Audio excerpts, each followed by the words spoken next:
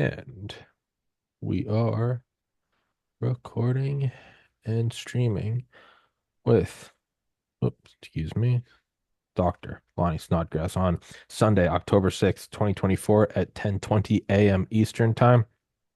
Again, I apologize for everybody. This show is a little late. I was doing a one with a hurricane relief just before this, and so I texted Dr. Snodgrass here and told him I'd be a couple minutes late, which is why I'm a couple minutes late. But your book, The Call to Serve, that link is in the description. You are a medical doctor, PhD, and you were in special forces at what? I believe 62, 63. Well, not Special Forces. Just joined the Army at Okay. age 63. That is absolutely wild. Could you please introduce yourself for everybody listening? Because you have a wild story. Well, I have treated military personnel over the years, for many years actually. Um, Treated veterans in VA hospitals, treated military personnel overseas and foreign uh, land in casualty hospitals, uh, and have seen a lot, have heard a lot. Have, and after so many years listening to the suffering and the depression and post traumatic stress, the suicides, um, and never wearing uniform was a problem for me. I felt, in some sense, like a raw man. Something's missing. Um, the need to join that sacred bond, that battle buddy unit, was something that I felt I had to do. So this discomfort chased me through most of my career. And at 63 years old, I said, I'm joining.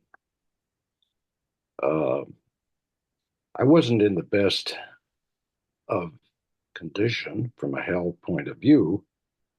And by the time the Pentagon got around to giving me a pass on my age, I had developed a heart condition and needed a pacemaker. My base rate was around 43. It, it could get as low as 30s. And I was skipping beats, about 3.5 seconds between beats. Not a very good candidate for officer basic training. But the military said, you know, we need your specialty.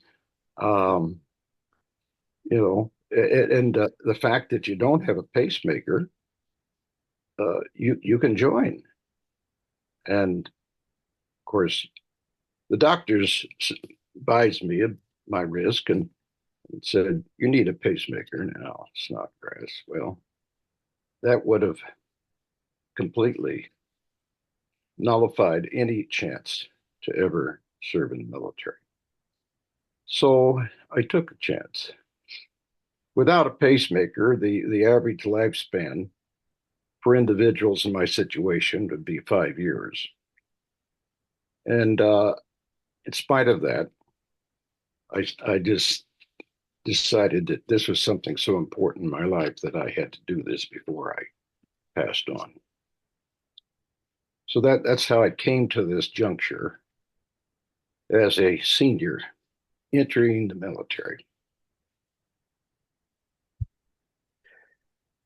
When did you become an MD? Well, that was in 1980. So So we're talking about officer basic training at 2004 January, hmm, and then I was deployed overseas and at age 68. that's insane. Did it fill what you perceived to be a gap in, I suppose, the mosaic of, being a man? Um, well, I don't exactly like to put it in terms of being a man. Being a man, a But complete individual, whatever you want to call it. I think being being a complete um, feeling complete harmony Okay. as a caregiver, as a healer in the military, Okay.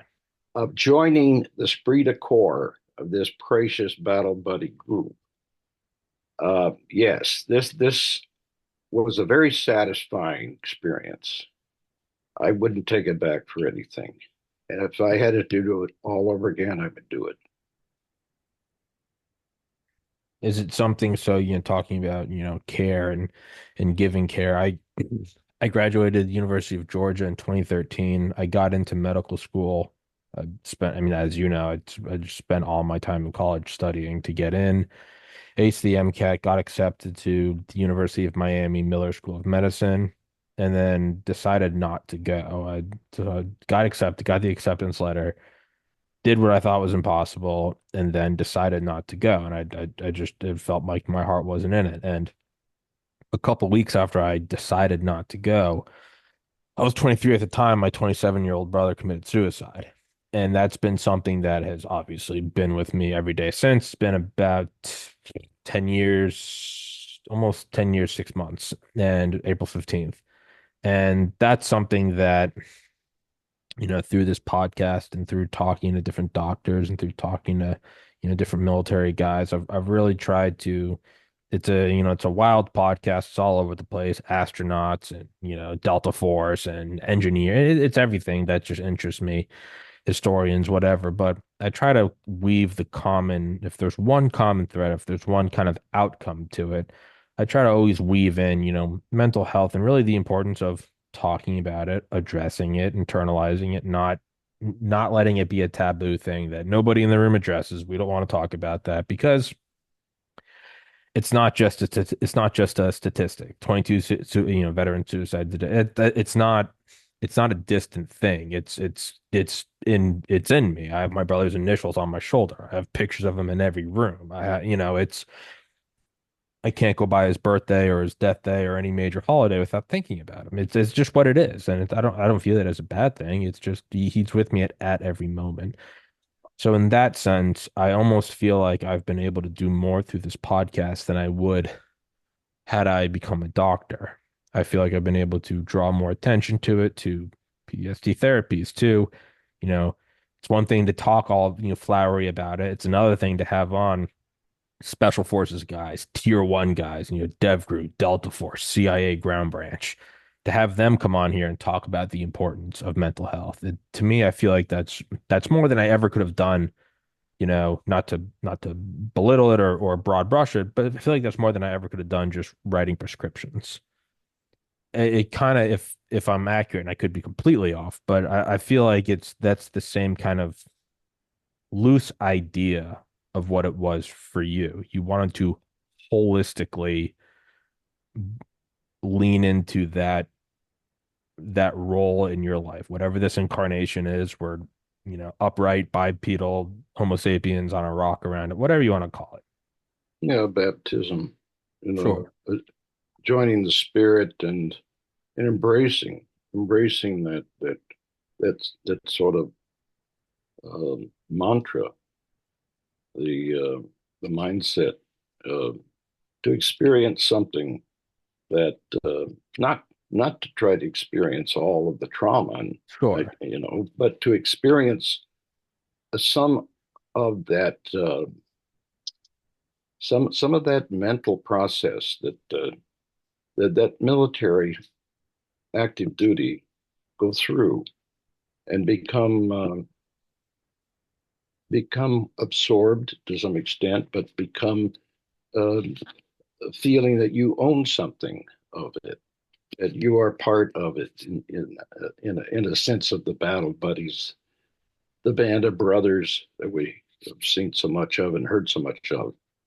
Uh, Believe me, that psychological mindset does exist, of course.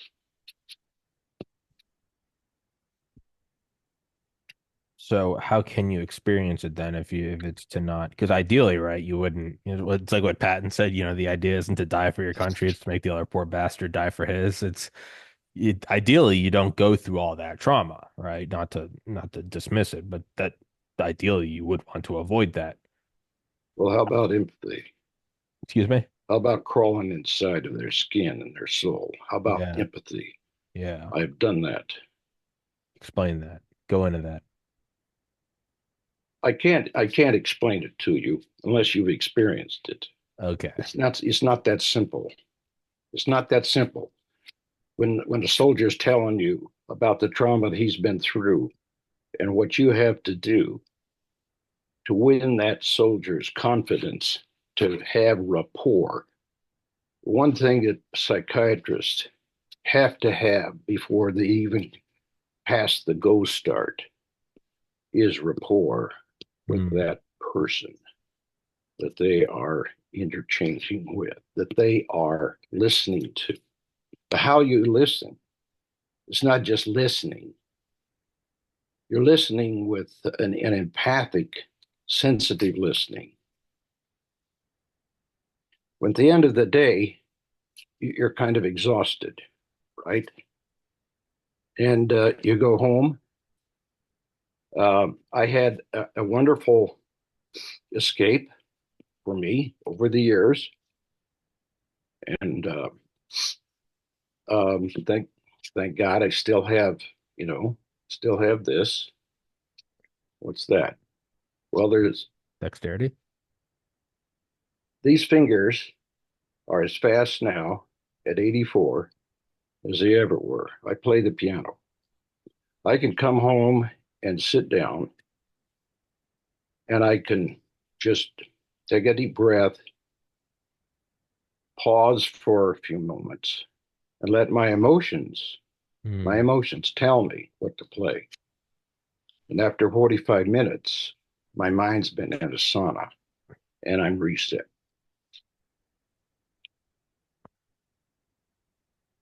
Now, not everybody does that Hmm. as a way to reset their emotions after a heavy day at work. But there's other ways that they can do that too.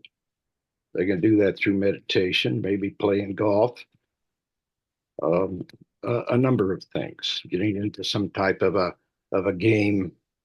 Maybe it's card games, perhaps chess. I don't know. But for me, uh, I'm so emotionally attached to music Mm. that I can express a great deal in music.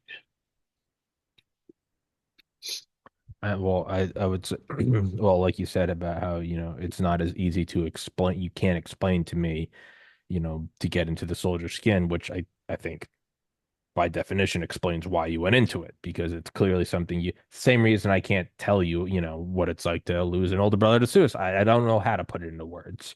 But if, when I do talk to people who have lost a sibling, you can meet them, never talked to them before, didn't know they existed. You meet them, you start, start going back and forth.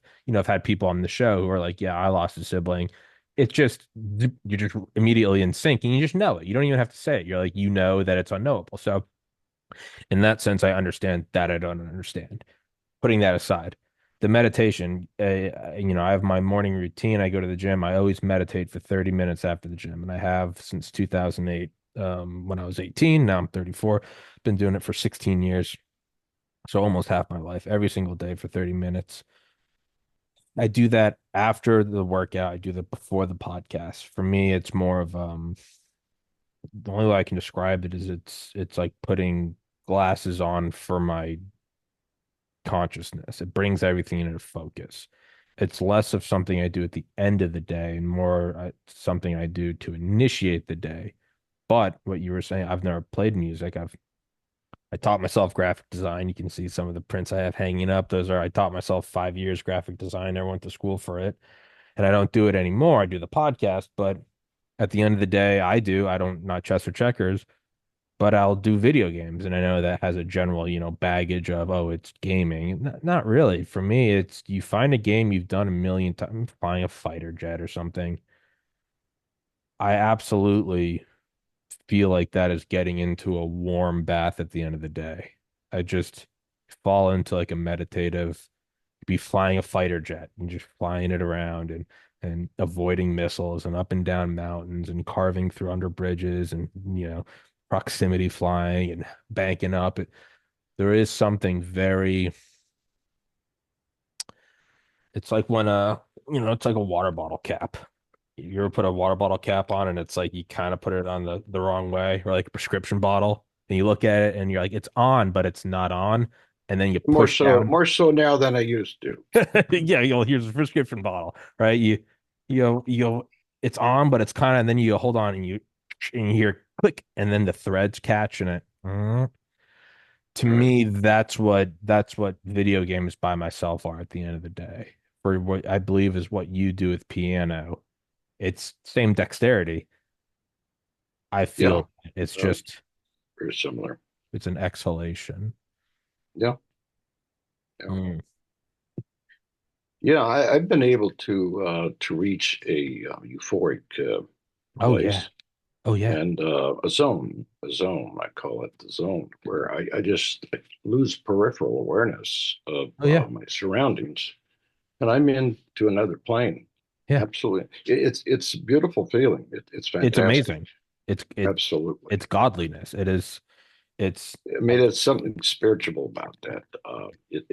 You just literally you are in another world for that period of time, for that moment. the self is gone. It's pure experience. That's right. It's right. The self, you're still doing the, even now as I'm talking, right? We can start, okay, well, I'm doing a podcast and I'm talking, all right, you're my elder, all right, sit up straight. I should have put on a collared shirt. You do all this stuff you're thinking, but that mindlessness, and not in a stupid way, but truly, Yeah, what's the you just your fingers are moving on the piano, yeah, but you don't have you're not anything. there. You're You're watching not it. there at all. You're watching it. You're You're like this. you're above and looking down at whatever's happening there. It's right now I can look at and I see cars driving around. I'm just watching them. I'm not doing it. It's the same thing where the second you start to say, I'm just watching this, well, then it's ruined, and then you're back. But the Well, mindfulness or the mindlessness, it's an well, emptiness, but not in a depress. It's the only real silence or comfort. It's more relaxing than sleep, if that could hmm even be imaginable. hmm It's well, sleep usually you don't enter for a euphoric state, no, but no. in this vein we're talking about, you do. It's no, I'm happy you've touched on that because I bring up meditation and prayer all the time, and sometimes I'll say like, yeah, you'll hit a state of pure bliss, and people kind of look at me like I belong in a straitjacket, and perhaps I do, but I mean, I mean, I remember at times in college, meditate, finish, go to the gym, I'd meditate, and then I'd walk to campus, and there would be some times where you would almost have a contact high. You'd come out of that state and be walking around, and it's like it had an inertia where it would last for 10, 20 minutes. You really just see every leaf on the tree. You see every ray of sunshine. You see everyone walking around as just these breathing orchestras of 70 trillion cells. And I mean, it's hard not to have a smile on your face like an idiot. You probably look like you're on drugs, but like to me, that has, growing up conservative Catholic household, going to private Catholic school, naturally I hit like 15 and I start becoming an edgy atheist where we're all just monkeys walking around, and that's pretty depressing for a while. But finally, it wasn't for several years till after meditating that I started to realize like this is the experience of God. I don't think God is in my humble opinion, I don't think he's a guy with a big beard on the cloud. I think there's an all-loving, all-knowing creator. But when you experience these moments of euphoria or mindlessness, I mean, be still and know I am God, or be not afraid. it all starts to click. You go, oh, this is why they built a cathedral. This is why someone spent their entire life learning to craft a marble statue. You feel these moments of, for lack of a better term, cosmic connectedness. I mean, truly, love others as I have loved you. It's a moment where, as Aldous Huxley would say, the mind at large, where you drop into the ocean and there's no limbs, there's no time, there's no other. It's just pure isness. And in the same way you can't describe to me what it's like to have rapport with a soldier, you can't describe that to anyone. And I think you and I have both been to the same spot. And I think we're struggling to, like, we both know we've been there. We're talking about it, but you can't put it into words. To me, Yeah, that is, to me, that's God. Sorry. I don't know where I was going with that. it's difficult to really explain totally because it's an experience that I don't know how many people ever have that, but in my profession, this this to me is one of the most essential criteria to be successful, Yes. to reach somebody's inner person, to reach their inner soul of their emotion, of their hurt, of their pain. When they know that you can appreciate where they've come from and where they are now, um, that can be healing. That can be healing. But also, it's a time when they are then able to confront their challenges and the problems that they're struggling with and feel that there's somebody there that cares, Mm. somebody who understands. I think And the for listening, and the connection of listening becomes all altogether different when there's that rapport. I think for me, it's been 10 years since my brother, but a couple, within like 2 years after he passed, I just spiraled downwards. I'd gained like 70 pounds. I was doing all sorts of benzodiazepines. I was Mm-hmm. angry and lazy. I eventually moved home with my parents at age 26 and lived at home for 5 years, saw a therapist, all that good stuff. Started the podcast, and now I'm here. But for me, it's helped me not just experiencing it and kind of, surviving a suicide through my brother and then going to that edge of suicidal ideation myself and then coming back. It's helped that not only to experience that, but for that have been for that have to have been such a part of my life that it almost became common to where now I just riddle it off like it's nothing. In 2014, at the age of 23, I lost my brother to suicide. And it's kind of just it's more of like I say it to, it's like if I say, if it's like it's snowing outside or something, say you were in Florida and you'd be like, is it snowing? I'd be like, oh, I'm in Maine. And then I would just kind of keep going. For it to become so almost not extraordinary. And I don't mean that, and obviously it's my brother. I don't mean that in any negative way, but for it to just be so common that I can just say it now. I mean, for years, if I said it, I couldn't even finish the sentence. Now it's just, I lost my brother to suicide on April 15th, 2014. I was 23, he was 27, blah, blah, blah, blah. To be able to do that, I think allows allows me to not be hold all the baggage. And so when talking to someone who themselves, I've had friends reach out who are, feeling like they're in a dark place. You can see it in their eye. I mean, I had a buddy here a couple weeks ago. He was literally sitting in that chair. He was like, "Yeah, I've just, I haven't felt this down in a while." And I'm like, "You're feeling suicidal? Like, you maybe want to kill yourself?" And he looked at me and his eyes flashed, and he was like, and I was like, I was like, I'm not gonna call the police. I'm not gonna have you committed. I'm just like, "Do you feel that?" And he was like, "Yeah." I'm like, "You own a gun?" And he was like, "Yeah." And I'm like, "You thought about using it on yourself?" He's like, "Yeah." And I'm like, yeah, I've been there. And then I kind of explain it. It does, not only does it allow you to connect, but I think sort of the confidence of it being uncommon. You know, you don't want to go into the ER bleeding and the doctor be like, oh my God, you're right. You want the doctor to come out and look at you. You know, it's the worst day of your life. Your limbs hanging off. You want him to look at you and just very calm, cool, collected, be like, all right, put him here, put him there. What's your name? That guy No, makes you feel safe, right?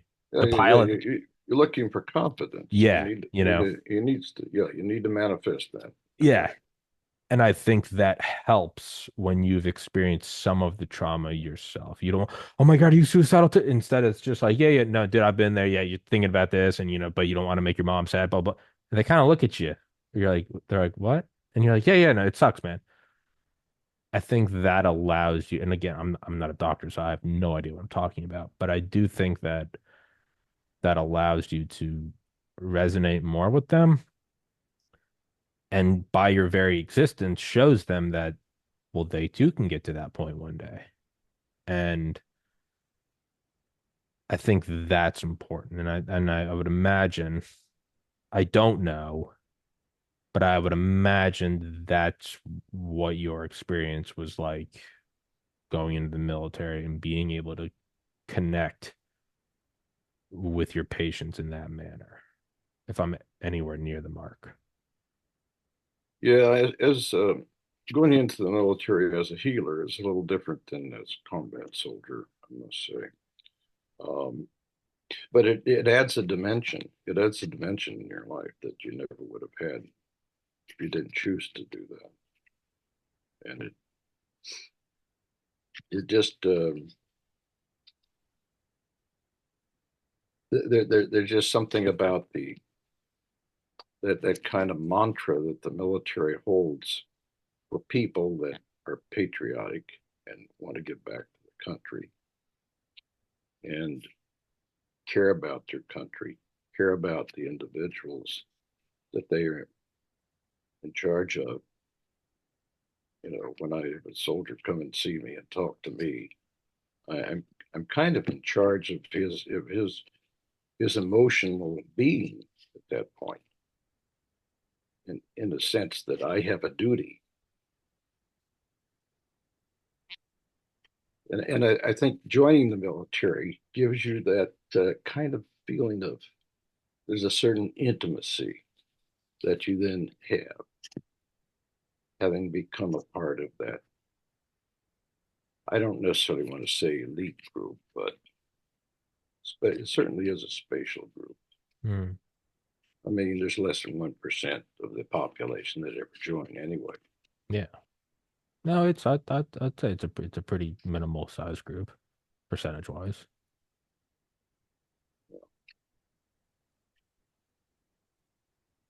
You definitely got it. Definitely, you definitely have the lack of a more scientific term. I've done this is episode 1590. I've talked to doctors, Delta Force, Charlie Duke. He's one of three men alive from the Apollo program who walked on the moon. You can definitely lock in when you talk to someone who's lived the life they're supposed to live and has played the role they're supposed to play. I don't know if that's a compliment or an insult. I have no idea. Perhaps if I were a smarter man, I'd think about that before I said it. But you definitely have it. Well, I think I have some gift. I have some gift that I have been able to realize, and it's listening. Listening. I can connect. I can connect with suffering. I can connect with pain. I connect with those that are in need of help, those that are in need of encouragement, a direction, hope. How do you how do you deal with someone who is on the verge of suicide and they don't see any alternatives? There's they're staring down like a 1,000 yard stare in the tunnel, and the lights going out. Well, you can say all of the nice intellectual words you want to and draw from whatever script you've learned, but unless you can give that person hope, you're going to fail.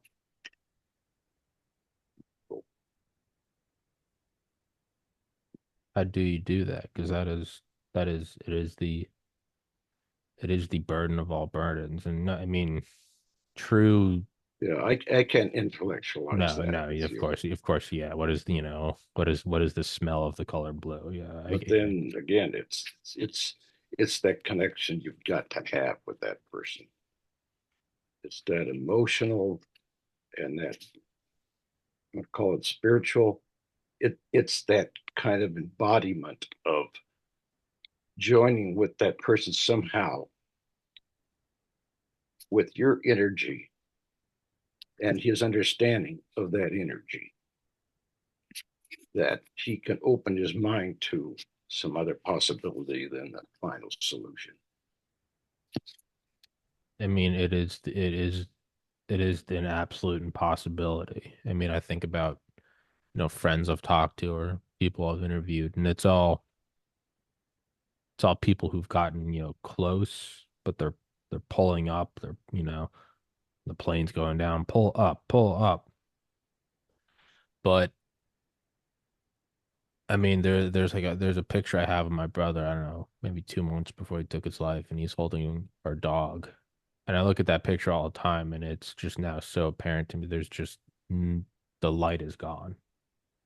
And I've only ever seen it once before, and it was a picture somebody posted on Facebook like 10 years later, and it was like their cousin who just took their life. And it was like the last picture they had of them. And you just see it, and it's an empty light bulb behind the eye. They're there, they're talking, they're functioning, their heart's beating. There's, neurochemicals, there's electric pulsing through the brain, but they're not there. And I don't, I actually don't know how you instill hope. And it's something I think about literally every day is, the best way I can say, is we're, you know, we're just going to get through today. You don't have to worry about living for the rest of your life. Let's just make it through today. You can go to bed tonight. It's it's it's just anything moving in the right, open the windows. Let's make your bed. Let's clear out all this laundry. But I don't actually know. And I think that's probably a deep-seated fear of mine that I haven't fully addressed is that I feel like there's a lot of people I can help talk to and help, again, not as a medical professional, but just as someone who's experienced this within his own family. There are ways to sort of turn away before you go down that path. But I mean, I would have to admit that I also think that there are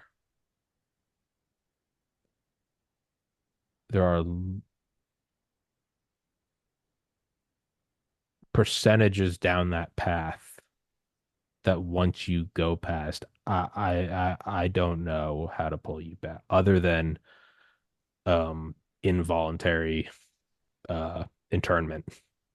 I fear for this person's Right. meant, I think they're going to kill them. I think in Florida and New York, probably, I would imagine probably California too.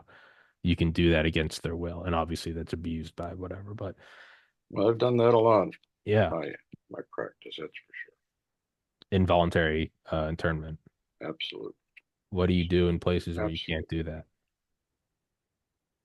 Yeah, you go before the judge and you convince the legal counsel that this is the best option when to save this person's life. That the person doesn't have that kind of cognitive control over what's going on with them to be able to make that decision to save their life. So, but in that sense, they're gravely disabled, and gravely disabled is a term that a legal term that in the court stands up as a legitimate rationale for involuntary admission to a mental facility, and that's what you use. You use the best argument you can because you know that this person has to be in the facility as a protection against themselves. Now, what's happened in our country back in the 1980s, we had this patient rights movement. Oh, no, you can't voluntarily uh, detain this person that has a right to make decisions for themselves. They have the right, they know what's best for themselves, or do they? With the brain that's screwed up, with thoughts that are disordered, with thoughts that are not cognitively understandable and that are insane, and you're going to tell me that they have a right to make the right choice for themselves. So this is where we are with the homeless population. Mm-hmm. 50% of them are mentally ill. There. But Yes. now society, I say society, the government wants to throw money at them as if, give them a nice place to stay, a five-star hotel for a while. Uh, They need help. They need you, mental it, help. it's more complicated than that, and that's why they don't want to tackle it because it's going to cost money, and sometimes the complications are what really makes a meaningful life. Yes. It's not if we all wanted a simple solution and a simple way out, uh, think where we would be as a society as in the universe. We'd be hunter-gatherers still. Everybody's going to take the least resistance. They're going to do the simplest thing and the easiest thing possible. I mean, what kind of a world is that? Where's the accomplishment? Yeah, doesn't exist. Like a bunch of It's platypus that are sitting around a waiting bunch for of the next sunshine. sloths, bunch of sea lions laying on the rocks. The sloths. I like that symbol. Yeah, the sloths. Yeah. No one's building skyscrapers. No one's, go faster, better, strong. It's Have you ever read The Alchemist by A little bit. Paulo Steele? It's I think it's pretty overblown, but I think it's a good enough book. But at the end, it's like the real meaning and like God is, talking to whoever the kid is. He's not the alchemist, he's whatever, but it's like the real meaning, the real energy of life. And I could be butchering it. I haven't read it like 10 years. Is to just constantly be improving and making it better. Like that is the creative force of God is just make tomorrow better than yesterday and just always be pushing and it's not don't mis that's not to be misconstrued as you need a mansion and a Lamborghini. That's not it. But it's making everything just better yourself. Try to do one more push up tomorrow. Try to be a better son. Try to, give one more, hold the door. Try to just little tiny, just always make tomorrow better than yesterday. And I look at that and I think people who don't have that mindset, and I understand it, they look at it as kind of a fool's errand, a frivolous pursuit. It's you're putting another zero in your bank account, but you can't take any of it with you. And that's a fair and accurate critique. But I think there probably are a lot of those people who just stack money until they die. And I don't think that's the route either. But I think that there is for me, I know that I have to constantly be improving. I have to people have said like, why do you still do shows? You've done 1,000. I'm like, that's not the point. It's not I've been working out since I was 12. I've played like two sports semi-seriously, you know. This morning I did 170 push-ups, 33 Oh, pull-ups, oh, and like, yeah, and it's why do I do it? I have to push myself forward. I have to read. I have to do more. And it's not because I think that there's some finish line where when I can do 1,000 push-ups and I've had a million guests, I'll be. It's not that at all. It's that by pushing forward, I find that that is the 8 hours of sleep, exercise, sunshine, prayer, meditation, and bettering yourself. I have found that that is the single biggest antidote to the self accelerating cycle of depression, nihilism, despair, and suicide. And it's as if God is humbling me. It's I'm telling you earlier in this show how I'm like I can talk about my brother like it's nothing. And as soon as you start talking about, they need to be interned, I can feel my eyes starting to burn, and I'm like, sometimes it just hits me, and I'm just like, holy fuck, my older brother killed himself. And some days I think I'm better. And then I'm sitting here talking to you and I'm realizing like I still don't know what to do with some people. I don't, other than treating them like an elephant, hitting them with a tranquilizer dart and putting them in a straitjacket and taking away sharp objects and putting them in an internment facility. There are some I don't know what you do with them.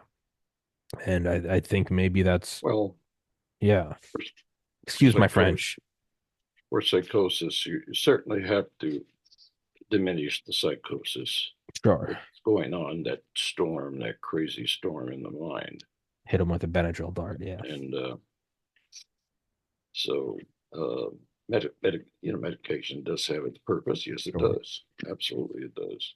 And we've seen what just Thorazine has done. I mean, Sure. Thorazine emptied out half the hospitals in America when Thorazine came into use. So, uh,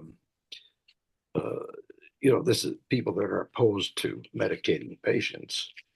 Um, they need to consider what the consequences. What are the consequences if you don't? If you Correct. let them continue in their horrible, chaotic mind of unreality and this miserable life, and if you could have a mindset, you could have a reset where they could start thinking in a rational way and have more sense about caring for themselves. Yeah. It's I know there's a whole movement out there. There's always been a movement against medications. it Why is medication? Well, there's more to treatment. There's more to the mental health and the healing than just medication. Of course, there is, but correct. it's an augmentation that we have and we should use.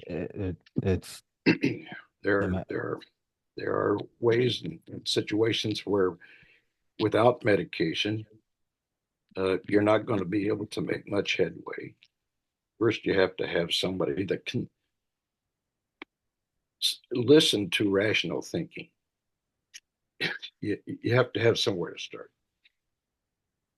I mean, I've I haven't I never really had a problem with that. I wouldn't say, but maybe I did, but I stopped drinking around New Year's. Stopped drinking, stopped really everything. I consume caffeine, but now I'm just dead sober, just working and all that. And it's boring, but I'm much more at peace.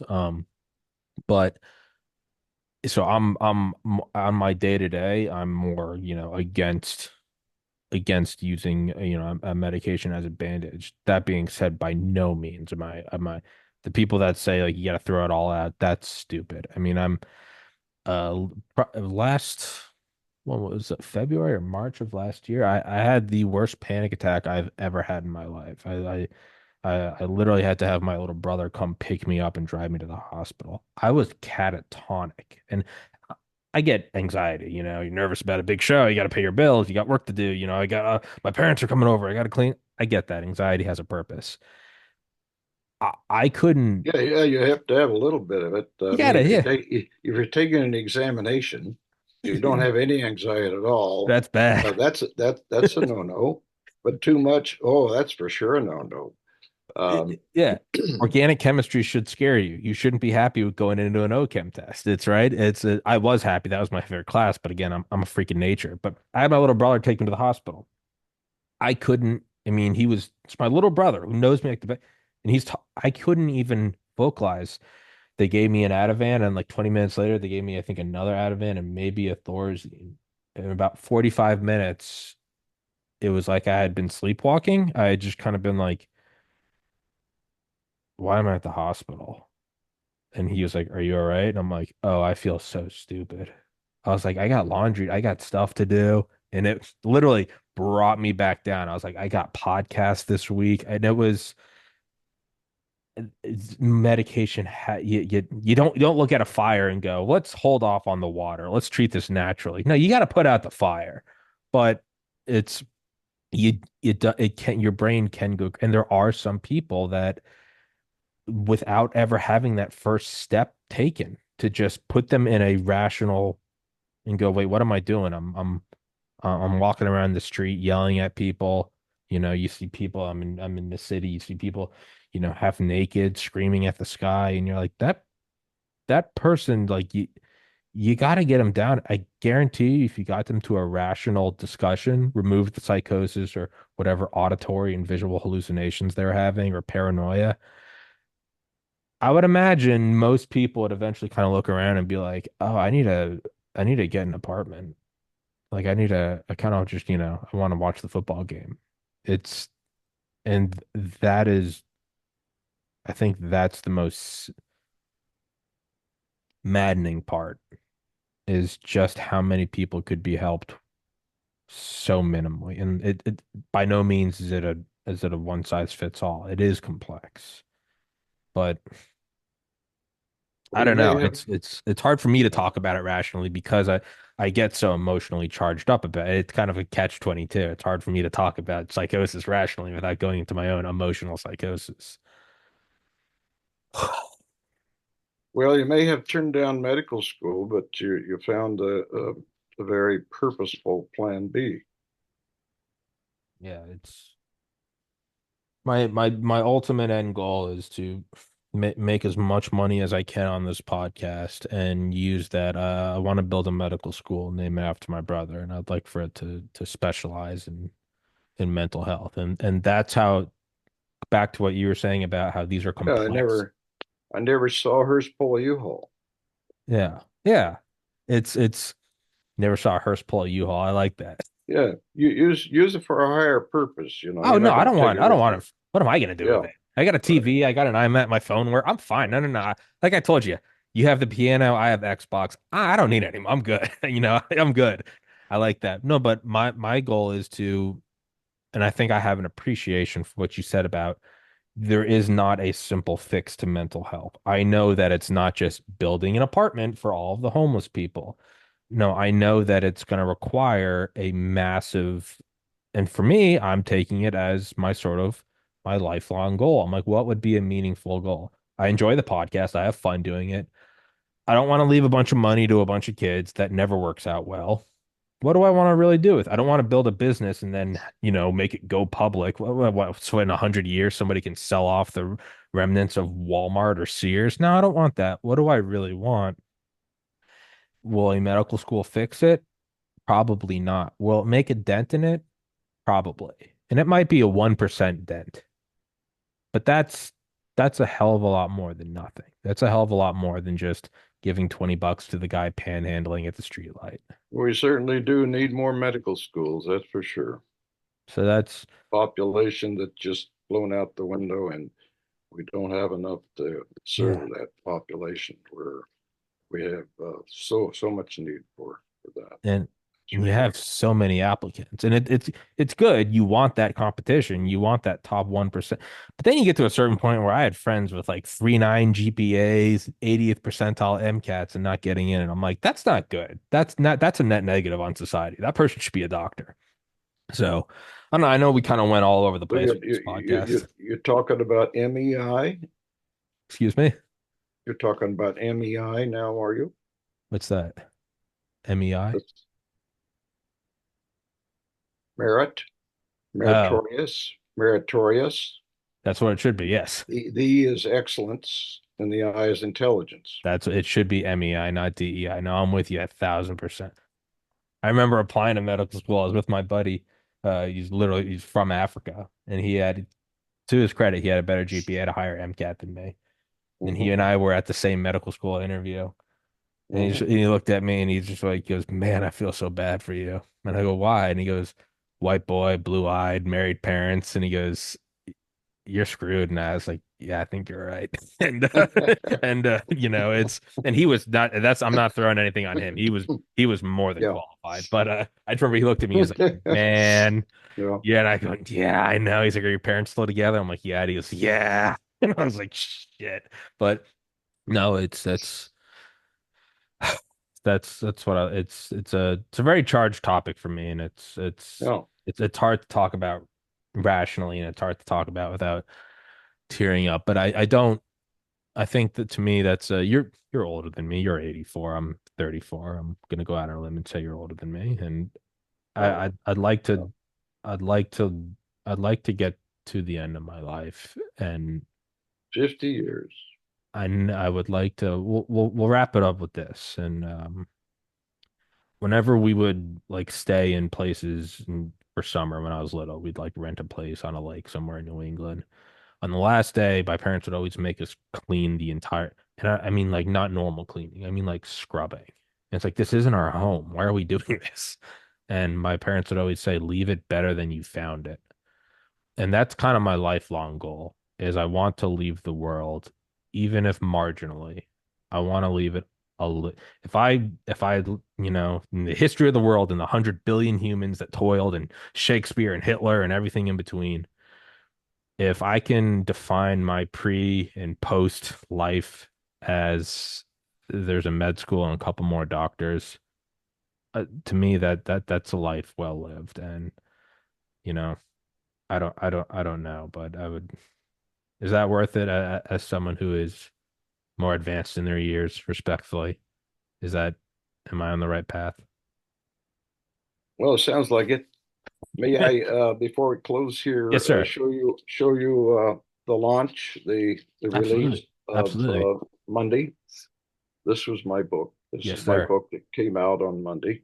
It was released in England in July, and so The age is call to serve. that's right. This is me. This is my battle buddy. My battle buddy's 32. I'm 63. That's awesome. That is awesome.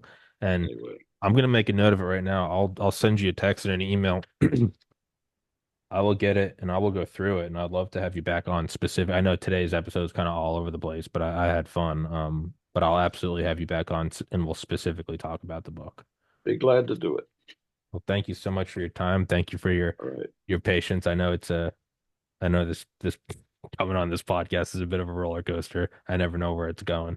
Um, but I appreciate it. I feel like I gained something from this. And Pleasure meeting you. yes, sir, it's a pleasure meeting you as All well. And right. thank you so Yeah. much for your time. But I'm gonna text you or send you an email. We'll schedule another one for the book.